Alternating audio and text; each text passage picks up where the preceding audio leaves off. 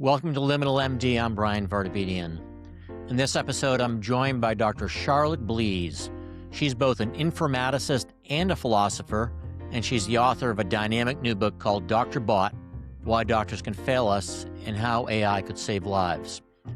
It sparked tons of controversy among the medical community, and for good reason.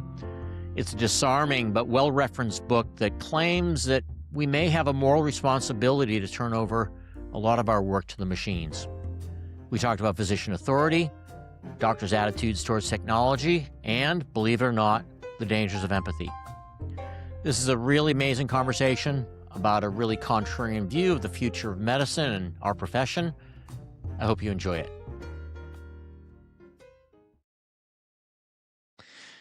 Dr. Charlotte Blease, welcome to Liminal MD. Thanks for having me.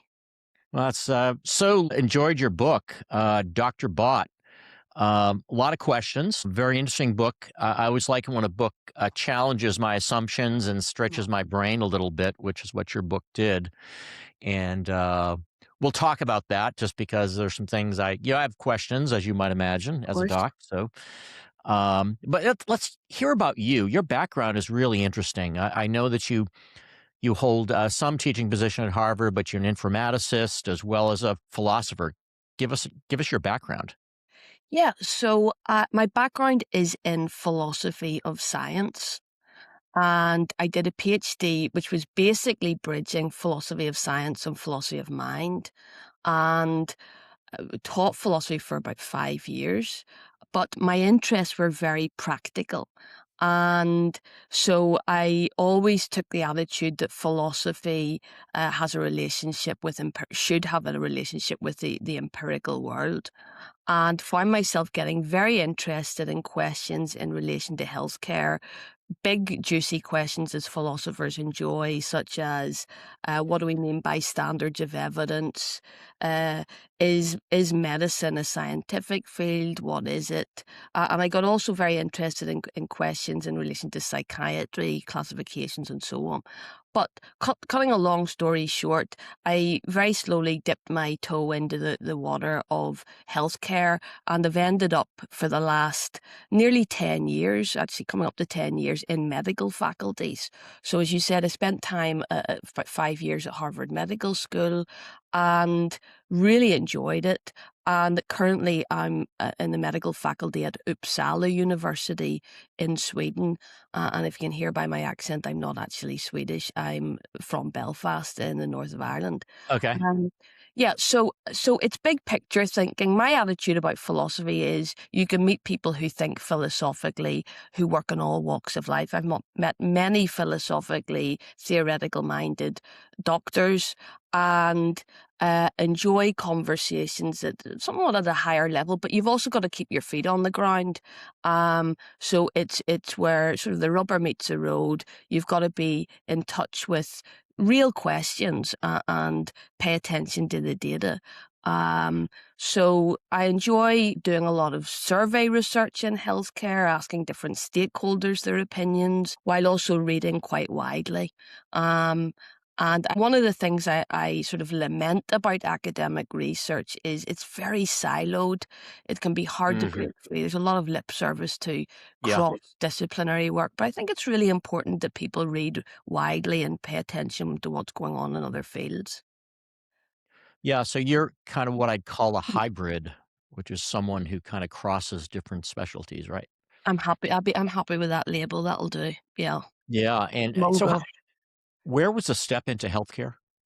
So I did research in the placebo studies. So in relation to what is a placebo, so we're talking about standards of evidence. I was very interested in placebos as controls, but also the placebo effect. So that's a very interdisciplinary field. And from that, I worked with a research group at Harvard who were very enmeshed in those questions. And from that, I always had very broad interests. And was very interested in the nature of the doctor-patient relationship. And Yeah. if you like, the burdens, and we get into the book, I suppose, but move between subjects, but the burdens that are on doctors. I felt there wasn't a really rich psychological portrait of what we're expecting human doctors to do. So that Yeah. was what became the genesis of thinking about this book.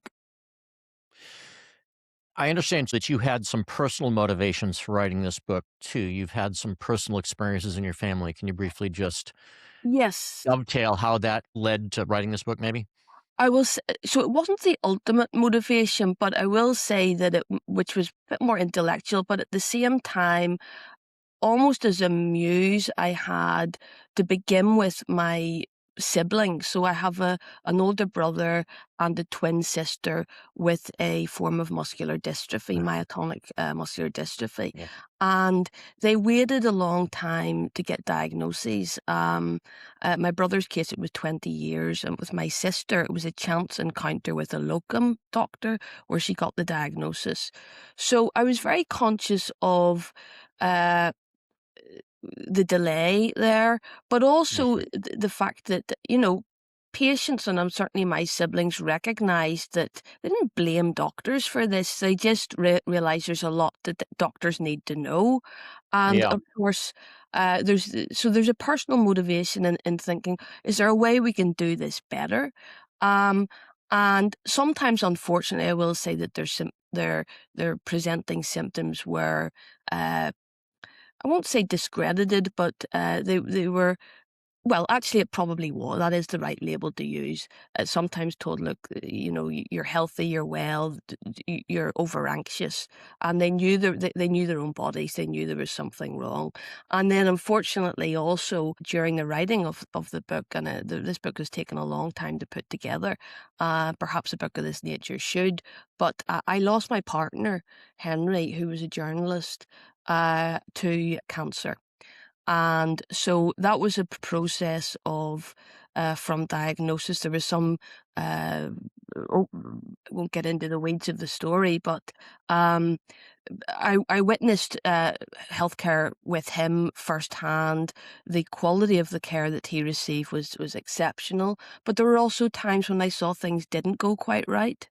Mhm. Um, and we didn't, this was in Northern Ireland, we didn't have access to medical records. And actually, there's a story to be told about what happens when you don't have access to your own health information, even about putting your affairs in order. Um, so I've witnessed some of this through my loved ones, and that I don't think that makes me unusual. I think everybody has these kinds of stories, Right. and uh, so yes, healthcare is personal, not just for health professionals, particularly if they're getting the blame when things go wrong, but it's also personal to patients and family members. So everybody has a stake in this. So, Charlotte, if you were to pull together just the core thesis of your book, how would you sum it up? It's a book about the problems, the psychological problems in healthcare.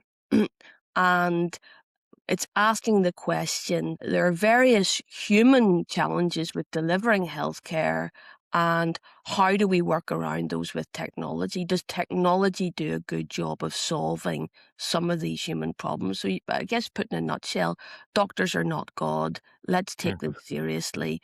How do we use technology to improve healthcare? And in fact, what is the current state of technology in improving it? So I discuss that.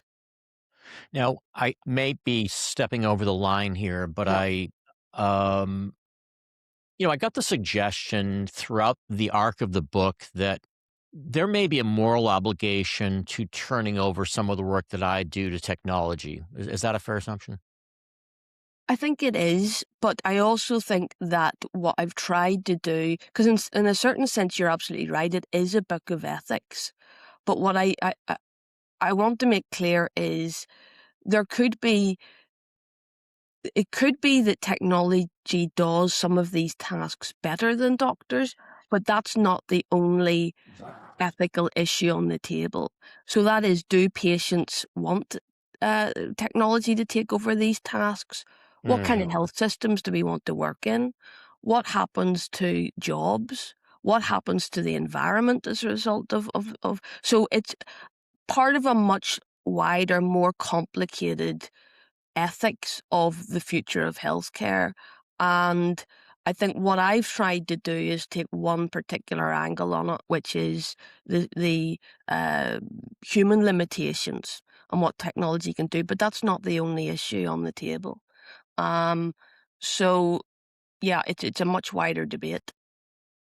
So, and just to put it out there, you're pretty explicitly critical of physicians as epistemic actors, especially around diagnostic accuracy and paternalism, and what you see is, kind of professional self-interest masquerading as concern for patients. And um, I think in Dr. Bott, you build a case not just for assisting doctors. We can get into that because I think that's an interesting Yeah. angle too, whether AI can assist, but in fact for replacing them in certain circumstances. And I think you build a case for it in some circumstances. When you say replacement, what do you mean by that? Or maybe I misunderstood it. So there's this story to be told about, I think basically one of the things I found very striking being in medical schools is, and particularly Harvard, which has appointed one of the first, health informaticists as a professor and all the rest. Basically, there seemed to be a mantra that the future of healthcare is going, when we talk about AI, is going to be one of this harmonious relationship between man and machine.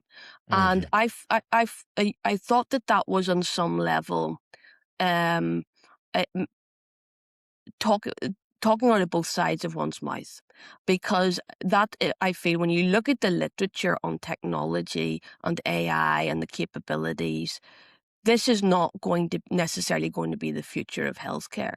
And so I felt that we've got to be much more candid about, not only for healthcare professionals, but for a civic conversation. I mean, healthcare is one of the biggest employers as well. Look at the NHS in the Mhm. UK, it's Mhm. the biggest employer.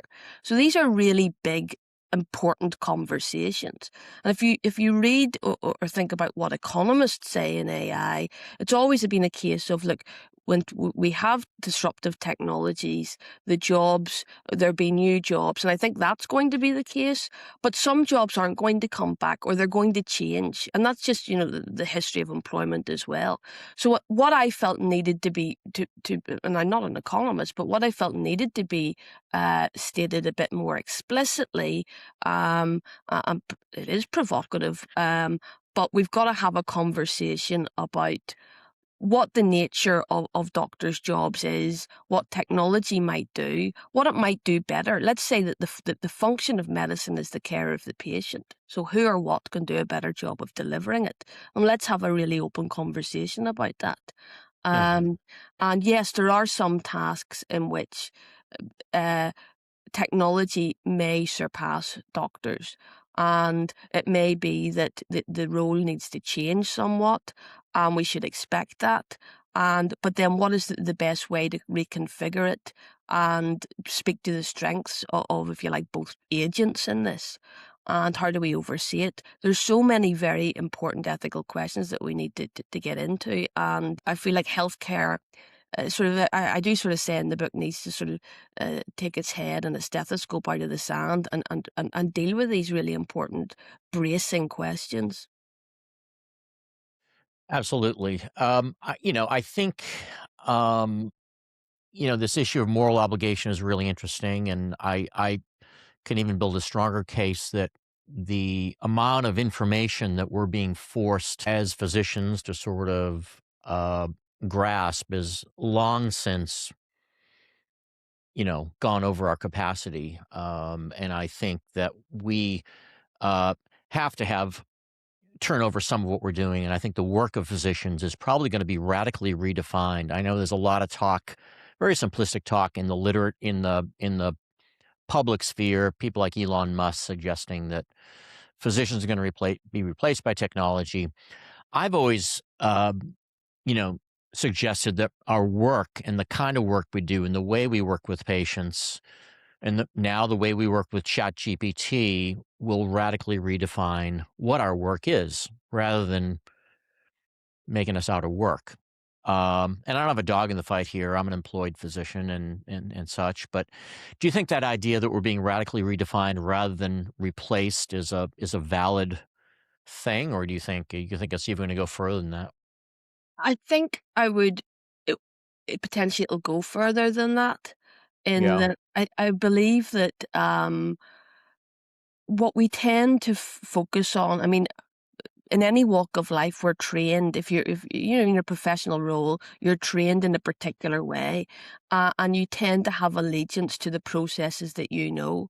I think it's particularly the case when you've had a very grueling uh, uh, profession that you've amassed a lot of skills and expertise in healthcare. I think it's very understandable people get attached to, in a certain sense, the way they do things, but I suppose one of the aims of the book is to say, with technology, we should expect to do things differently. For one of the reasons you gave, which is humans can't keep up to date with this volume of information.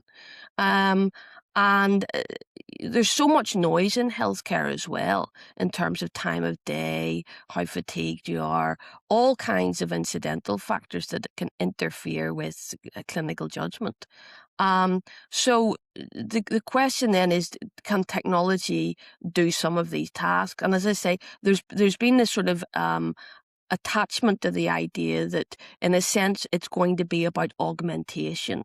So, sustaining the current processes as people have been trained, but a case of using technology to augment and improve what we do. But what I do is I cite the work of Clayton Christensen, Richard and Daniel Suskind, who talk about technological trajectories. And what tends to be the case, albeit in a much longer scale, and we tend to think more short, middle term, is that when it comes to disruptive technologies, they do tend not just to, in the early phases, they automate tasks. Give the example of blockbusters. Netflix Yeah. had this 1 year of you put the DVDs online, people just pick them, they've got more choice, as opposed to going to bricks and mortar store. But ultimately, we all know that the movie rental industry was completely disrupted, and that's just not how anybody watches home movies. So I think, in a certain sense, medicine may be in that blockbuster phase. Actually, healthcare, and we're already seeing these shifts. I can talk about some of the survey work I've done among uh, uh, healthcare professionals, but also, I mean, they're actively using consumer generative AI tools. Patients are likely to be using these at scale as well. And we've only really got preliminary data there. But as to get to your question, I think I go back to this idea of Amara's law, the observation, the futurist Roy Amara, talking about we tend to overestimate what technology will do in the short term and underestimate what it's going to do in the long term. And I think in the long term, it's going to be incredibly disruptive, and it will be in countries which have less of an allegiance to some of these august institutions that are going to leapfrog. And I think China and countries like that are really going to scale ahead um, with some of these technologies. So I'll say that, I mean, this idea of partnering with technology, I think you're uh, particularly bearish on the partnership idea, if I remember. In fact, you say there's a fuzzy, romantic assumption that physicians and machines will somehow be compatible bedfellows, which gets me really closer to the complete replacement of physicians, no? I think that we can redefine what a doctor does and the identity of a doctor. And if you look at, again, there's a sort of siloed body of research that looks at the relationship between algorithmic output and experts. And you know, there is a long history of psychology looking at this relationship. And what you tend to see is domain experts hold their noses to algorithmic output. And interesting, we've got some recent studies which show that whereas the lay public tend to defer more to algorithms, they trust them more. So psychologists have talked about algorithmic appreciation versus algorithmic aversion. Aversion, right? And so the interesting issue is here, what's the sweet spot? Because if AI is better on the whole, should we be deferring to it? But in what scenarios? Because sometimes the human in the loop, the human expert in the loop, may be disruptive and undermine accuracy. And indeed, some studies have shown, studies done by Ethan Go at Stanford and Adam Rodman, they've looked at pairing up particularly primary care doctors who have got huge amounts of diagnostic challenges on their hands, and actually those early studies seem to point to a replication of that theme, which is experts can hurt the accuracy of the AI. Now, what's on the other hand, there was a massive RCT that came out in Sweden only last week that looked at radiology, which found that radiologists partnering with AI really increased the speed and the accuracy with which diagnoses could be made. So we do have an interesting question right now that is fully reliant on empirical studies, which is when do we need doctors' expertise? When is that? Sometimes do doctors feel like technology is squaring up to them, in which case there could be a sort of face-off, if you like, where doctors do use their expertise in ways that might not be advantageous to outcomes. And we got to think seriously about what's the right process here for getting the optimum outcome. So it is a question of, I think, taking that body of literature seriously and asking the question, what's the right configuration? What is the expertise that we need? And doing that in a way that has critical distance. That's what's hard to do. Yeah. I think, in general, I think in Dr. Bott, I think you paint a fairly pessimistic view of physicians and their adoption of technology, citing the examples, obviously, of, you cite email and continued reliance on the fax machine. But as you know, as an informaticist, failed interoperability has led to us to continue to need to send prior authorizations via fax. There's legal risk and institutional IT policies that make these things unavoidable. How to that point, how how do you separate physician resistance versus uh, infrastructural failure, which I just described? I mean, I think you do sort of bear a lot of the burden on physicians, but I think you do say from time to time throughout the book that there's a tremendous amount of pressure that doctors are under. But w- would you give more, you know, I don't know, more responsibility on the systems that we operate in? Yeah, it's always hard to disentangle the system from the individual. And in Yeah. some sense, um, y- uh, of course, doctors are working within the systems as they currently are configured. And you're right, in the second chapter, I get into, look, in the sense at a systems level, the culture of medicine, is not unimpeachable. And I do also say in my defense, for very good reasons, humans struggle to change, particularly if you're firefighting as a doctor. Doctors multitask on a level that I don't think any other professionals are expected to do. It's hugely challenging. So it's taking seriously the extent of the challenges. And then into that, you have innovations, technological innovations. And for most of, whether it's email or whatever, any change to processes is very, very hard to do, particularly, as I say, if you're multitasking and you're burnt out, you're actually exhausted. So this is really the issue I wanted to get to the nub of.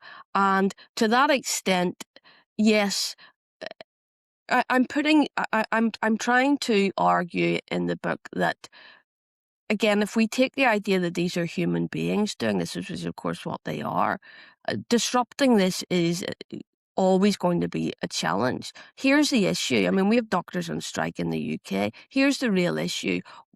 You know, because the conditions they work in are intolerable. Right. Um, the issue is AI doesn't go on strike. Now, that seems like a pretty abrasive thing to say in some sense, but the technology doesn't suffer from some of those kinds of challenges. And what I do find interesting about this new generation of generative large language model powered generative AI is and I say in the book, for most of uh, medical history, when you look at artificial intelligence in various guises, doctors have resisted it. And AI's been on the table since the 1980s. And doctors haven't used these tools because they've been badly designed. They haven't had the capacity. What's really interesting is doctors are adopting generative AI tools without any training, without anybody telling them to do so. This is a different era. That's a different proposition. So that's what I think's particularly interesting. But yeah, the issue of the institution versus the individual. Ultimately, people have read the book differently, but actually quite a lot of doctors have said they were glad about the level of sympathy for what doctors have to do, and they were glad that I articulated that, because I certainly don't want it to be a case of sticking a knife into doctors' backs or indeed their fronts in relation to the tasks that we are expecting them to do. Yeah, no, for sure. Yeah, I do agree that the fax analogy and the email analogy as evidence of doctors not wanting to adopt technology is a bit dated. And to your point, as you just stated, I call them, MDGPTs. Open evidence is one. Doximity GPT is another. But they've become some of the most widely used tools here in the United States. 18 million consultations a month, with over 40% of licensed U.S. physicians using open evidence. So they they embrace it and they want it. And so, I think I know you do kind of paint the picture of a guild and the interest in corralling information, which I think at one point in history was the case. But there's been, the asymmetry of information access died 20 years ago, right? Depends where you live. I mean, and Uh, the asymmetry of information also. I mean, I worked at Open Notes at Beth Israel with the team there, and look, most doctors resisted online record right. access. So I think it's important not to.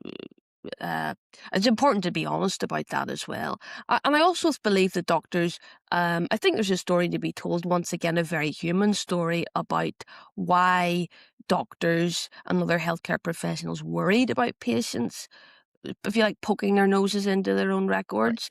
They worry about the fact that they will want to contact them more. And when they've already got enough challenges with dealing with the level of contact as it exists. So, and also about a misunderstanding what they read, and again, as a reason to increase contact. And so there's real worries there too, which I think it would be. I think we shouldn't gaslight doctors and say, "Oh well, you're making a mistake. We know better than you." And this is so. When you look at, but having said that, wherever online record access has been proposed almost universally, and including the Nordic countries, which are, uh, well recognized to be democratic and open and Yeah. all the rest of it, doctors really resisted it. And I talk about in Sweden, where in fact where I worked, they piloted the project and the police were called. So these have been taken very, doctors have taken this very seriously. And again, but I think again that this is a human story, because it's a story of partially explained by burnout. Change is extremely difficult for doctors, but why not just be honest about that? But Yeah. when we're honest about that, which is at the point of the book, then we have to say the fact is technology doesn't suffer from any of these kinds of very human grievances, um, and that's the issue at stake. Yeah. But So, just to touch on open notes, Mhm. remarkable work done by Liz Tom and the Burbank. team Yes. at the BI. That of course was in play for many. Open notes has been an idea for many years, and I mean, you have to acknowledge too that uh, change does take time. I mean, you can't expect docs to understand this. Even honestly, here in the States, up to midnight before Cure's rule went into place, as pediatricians, we were still struggling with how we handle, documentation of medical abuse and even teens, which to this day even remains sort of a thorny issue. So, it, I think doctors had good reason to have some sense of reserve. But to your point, they don't like change. So, but I mean, there are two sides to that, I think. I agree, and I think no innovation comes without challenges. So certainly, when it comes to cases like domestic abuse or adolescent record, that rumbling on, what do we do among that Yeah, yeah, about yeah, adolescents? Um, People with severe mental illness. There's some legitimate. Is it the right thing to do? So again, the empirical data is very important there, and I did quite a lot of stakeholder research on that as well, particularly in mental health care, which was one of these areas where people felt there should be special cases made. But again, very broadly getting to the point with the online record access and open notes, and I worked with Liz Salmi and the team there, was what we did tend to find was, the sky didn't fall in, and in fact, um, patients deeply appreciate this. yeah, And going back to my own point, my late partner Henry, we did not get access to his record. And it's important to talk about the harms when you don't get access, yeah. and the emotional fallout when you don't have a clue what is going on. And that can be pretty intolerable as well. Um, and it can lead to real harms as well, which is something I've written about quite extensively. So innovation's hard. There's always going to be some challenges and some unintended consequences. Um, but that in itself, it can be a case of the tail wagging the dog. It's important sometimes to take seriously what problems are being addressed by new innovation, and um, online record access on the whole has been a very good thing. Oh, absolutely. Yeah, within my career to see that evolve has been remarkable. And again, hats off to the Open Notes project and the hard work that they did to break down these barriers. And honestly, they took the right approach, which is not to alienate doctors, but rather to keep the goal in mind, which is get patients access to notes. And again, having them gone over the hill at this point, obviously to your point, the sky hasn't fallen. Yeah, docs quibble about using certain words in the thing, but we've adapted and it's not been a big deal. No, but it is interesting. I will just to continue this point, that when you look at generative AI, there is a very serious ethical risk associated with. Here's a big unintended consequence. So we've now got generative AI tools. What are patients likely to be doing? And in my survey research, doctors have. I did one of the first surveys back in 2023 on this. Was psychiatrists suspected patients would get access to their records and literally cut and paste them into their favorite generative AI tool like ChatGPT. So here you've got this added, very serious risk of potentially exploitation and violation of patients' most sensitive health information, and that is a gift to big tech. Again, an unintended consequence of a very well motivated innovation, people accessing their records. Speaking of open notes, I don't know if you read Liz Salmi's editorial in Stat News. She uploaded all of her records to uh, Open Health. ChatGPT Health. Health, ChatGPT, Health, yes. Yeah, Yeah, yeah, yeah. So it's yeah, interesting. yeah. She's obviously always on the edge and doing these things, and a very very nice perspective, saying that she wasn't exactly sure how it was going to land, but it is an interesting time because there's so much, Charlotte, we don't know about how these things are evolving. Yes, but I do also think there's a danger. I think that that we could focus on how good some of these tools are, and they may not be great. And we've seen with ChatGPT Health, it's as Liz has said, not particularly impressed by some of it. Dave de Bronkard has said the same thing. But taken in the round, we've got to take really seriously. These tools are going to get better and better. We've got to keep our eye on not just current iterations of technology, but how they're going to look in 10, 20 years from now. And for that, we need sort of moral and technological imagination. What then do we do?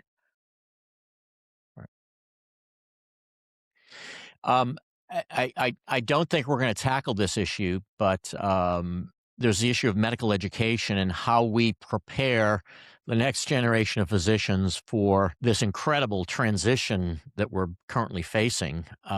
Kevin Kelly, who was the founder of Wired Magazine, says that going forward, we're going to be in a constant state of becoming, constantly changing and evolving to all these technologies.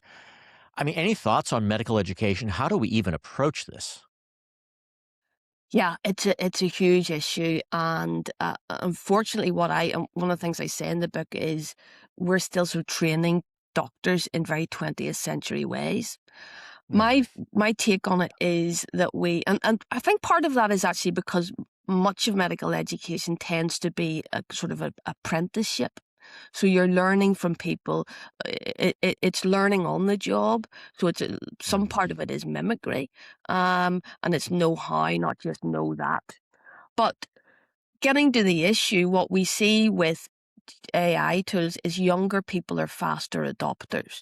And that's the same in healthcare, where the surveys I've conducted, you see younger doctors are using these tools more than their older colleagues. And you also see that people who work in health centres with higher clinics, with higher volumes of patients, are using these tools more. So the issue is, I think, going to be one of my practical suggestion has been has to be more targeted short courses, where it's literally a case of the surveys that I've done in the UK. Doctors are using these tools, but they don't know whether they're allowed to use these tools. They want to know more about the risks of using them, and that needs to be communicated probably on if you like, on an evolving, a recurring basis where people need to be updated. And because of the nature of the job, this needs to be highly targeted information that could be given within 15 or 20-minute bursts. We don't need to know everything about the engineering level. We've got to know what can you do, what are the risks, what do we currently know, and it's got to be, as I've said, realpolitik as well. Doctors are using these tools, so patients are using these tools. What do you talk to patients about them? Instead of sort of the elephant in the room, let's just talk about it and give more guided, evidence-informed advice. So that has to happen yesterday, and Yep. the medical community really has to get onto that because it is happening. So yeah, here in the States, it's called shadow AI, or the use of not illicit, but using AI on the side. I see that every day. Some docs are still using ChatGPT. A lot are using Open Evidence. Some docs GPT, but a lot of systems just don't. There's no governance over this, and I think docs have good judgment about what to listen to, what not to listen to. But to your point, there needs to be we need some guidance. We need some guardrails. We do, and similarly, the surveys. I've the third year in a row I've been doing surveys with UK GPs, primary care docs, and first survey I did 2023, 20% said they were using it. I got the findings again last week. I've been doing the survey in January, and so I got the latest responses, and that went up to over 50%, 52%. And My- primarily they're using ChatGPT to assist with clinical tasks. So we really need the guardrails, and we need to get onto this. There's still within the GMC in the UK, there's still not curricular development here. Eric Topol did what was called the Topol Review for the UK in 2019, but nobody paid attention to it. So yes, this has to change, and I think it will change because I think everybody is saying this is a very different value proposition, this generation of AI. Yeah, I think that one of the challenges that I see here in the States is that medical education moves at a 20th century pace with committees and these hierarchies that are just impossible. And medicine is moving at light speed, and we need more nimble processes to adapt. We do. I thought that was very interesting. Empathy. You're particularly Yes. cold on empathy, Charlotte, and I think when I first saw this, and here's a quote: "Doctors not only struggle with empathy, at times empathic behavior can have unexpectedly harmful consequences. These adverse effects tend to be overlooked by medical educators, but are the focus of considerable attention among philosophers and psychologists." I mean, that's staggering. I mean, that is like completely contrarian.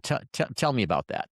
Yeah. So I think in the surveys I've done, doctors tend to say that, and I think it's a little bit like hedging one's bets, say that the task or the thing that they're tasked with doing that will be least affected by AI is going to be empathy. And empathy tends to be viewed, as it says, as sort of the soft skill. Um, but it's incredibly difficult to get right. And if you look at, again, psychological research and philosophical neuroscientific research on empathy, empathy is, first of all, you can't measure what you haven't defined. So we got to be much more clear. Medicine tends to be, again, a little bit too woolly and fuzzy about this. What do we mean by empathy? So it could mean understanding somebody's behaviour at a cognitive level, that you can understand what state of mind they're in, but that doesn't necessarily mean you care what state of mind. Or it could be an affective response, an emotional response, which is you catch some of the individual's emotions. Or again, it could mean something like you don't catch their emotions. You might not necessarily grasp fully what they're going through, but you're showing them compassion. So there are those differentiations and definitions really matter here, because the studies show that when people are emotionally caught up in what somebody is going through, they tend to be more biased. People are more empathetic to people who look and sound like them. And actually, medical memoirs are full of this, where the patient that people remembered is the one who reminds them of their son or their grandmother, whatever. So the issue is as well that it's very difficult to be consistently, and we have physical constraints on this, remembering the personal details, the life stories of, if you're a GP, you might have anywhere between 1,000, 3,000 patients on your books. You ultimately, like your brain is a little black book, does not remember everything that those patients are going through. You'll remember some of it, but you won't remember all of it. And you might not have any clue what's really going on in their life. Mhm. So let's get honest about those limitations.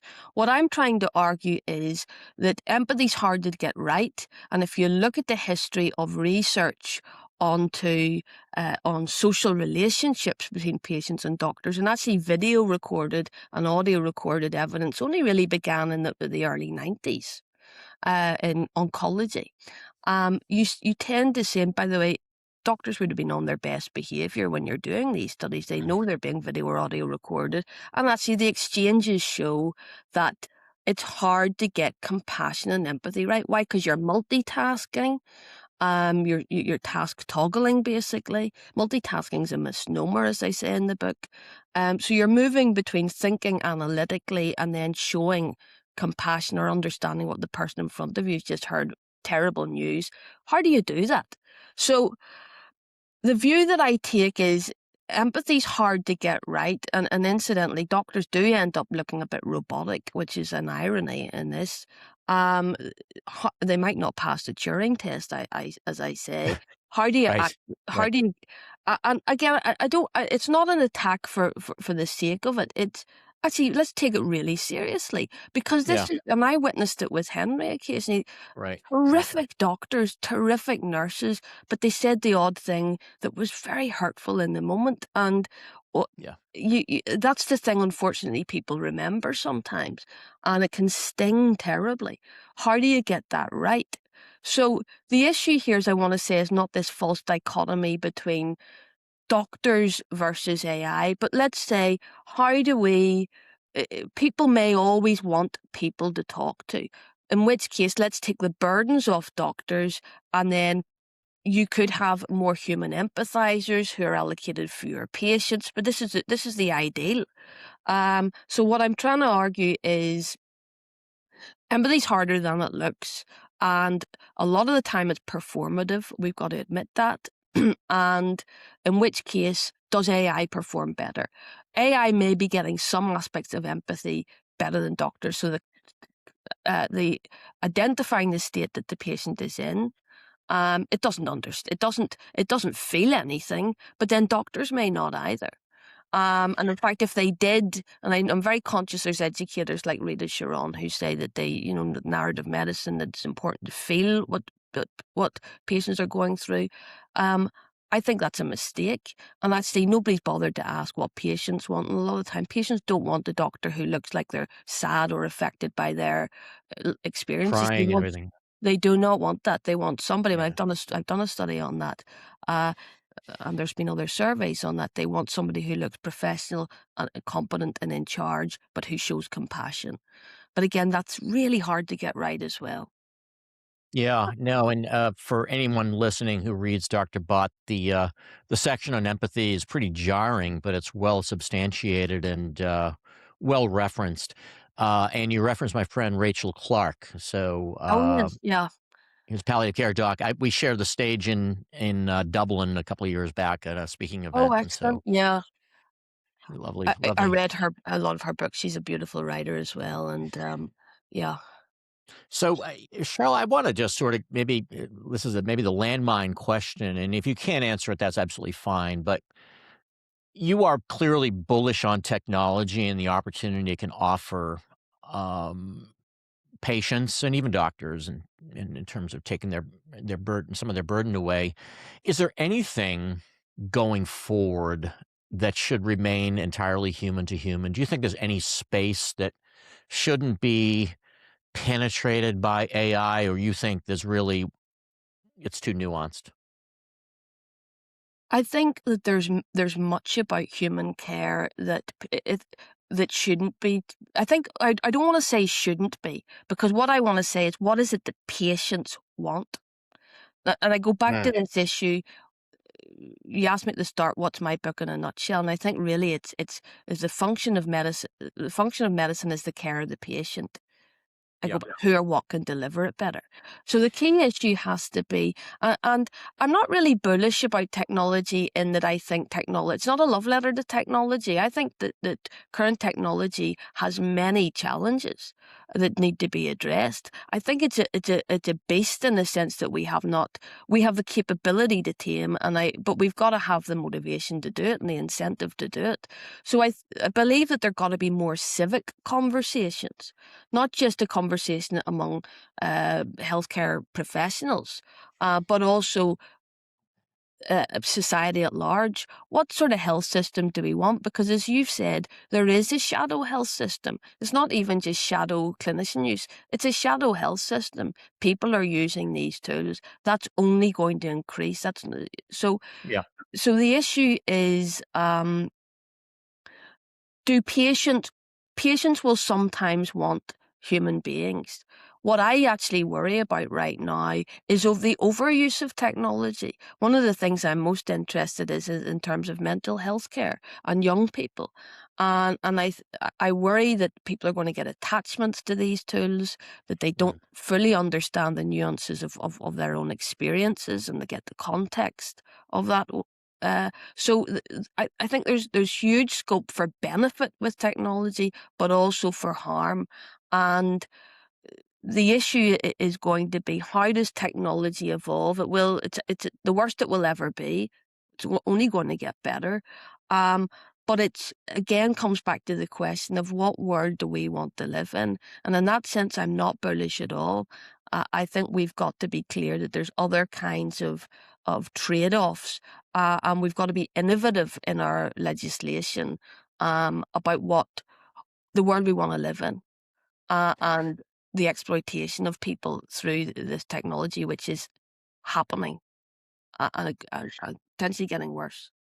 So I always cite the example of my father in hospice care, and Would he have wanted to talk to a bot? Let's say we had a startup that developed a chat bot that does end of life care. Is that something that should be preserved for just human contact? But to your point, maybe if a patient wants that, that's something they should have access to. Well, I mean, my father was in palliative care as well. One of the issues there was, he was being attended to by care assistants who are among the lowest paid workers anywhere. And, Right. we've got to value, if we value human to human care, we also have to value the people who offer that care and who deliver it, and that's their job. And I don't feel that we do enough in most societies. So, certainly in rich countries. So, yes, I think, but getting the point, Doctor Bot is about doctors in a sense, and what I certainly don't want to argue, and the evolving, the changing role of doctors, but um, people will always want people, and patients may want to be spoken to by other patients. They could be delivering empathy in some sense, if you think about it in those terms, potentially better sometimes than the doctor who is young and has no experience with chronic illness. Um, so we've got to think about other ways in which we can configure, if you like, go back to empathy. How do we get this particular component of care right and do a better job with it? And for there, we've got to use our imagination and start with the evidence too. And what do people want? What do patients want? And what do people who are dying want? Probably have a fair number of doctors listening, but what do you think if you were to uh, put on your futuristic hat? Where is the medical profession going to end? And you can be frank. Where's it going? I mean, where's it going to land? I don't know. 20, 30 years out. I don't have a crystal ball with these. There's so many Yeah. factors that are involved in it. So Yeah. I don't like Fair. to give those kinds of forecasts. But the doctors' jobs are not going to be the same. They're going to change significantly. And um, and in fact, a survey is going to come out where a pretty high percentage of doctors think that their job is going to change significantly in the next 10 years, and have mixed feelings about what they would tell younger people thinking of entering the profession. Of course, there's very good reasons for that too in terms of burnout.